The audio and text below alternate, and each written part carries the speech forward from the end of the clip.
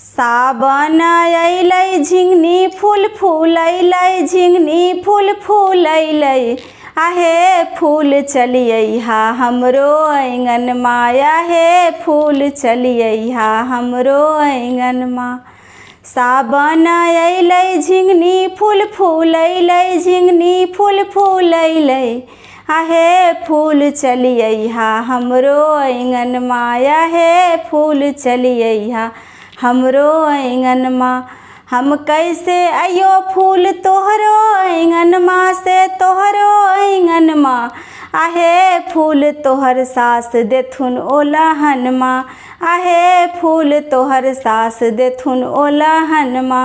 सास के सुतैबै ससुर के करगवा, ससुर के करगवा, आहे फूल चलियैहा हमरो आंगनमा, आहे फूल चलियैहा हमरो आंगनमा।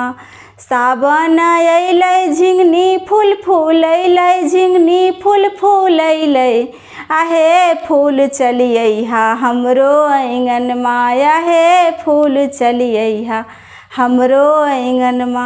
हम कैसे आइयो फूल तोहरो आंगनमा से, तोहरो आंगनमा, आहे फूल तोहर गोतनो देथुन ओलहनमा, आहे फूल तोहर गोतनो देथुन ओलहनमा।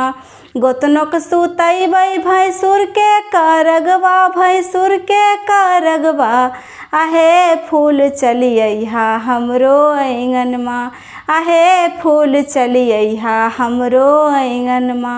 सावन अइलै झिंगनी फूल फूलैलै, झिंगनी फूल फूलैलै, आहे फूल चलियैहा हमरो आंगनमा, आहे फूल चलियैहा हमरो आंगनमा।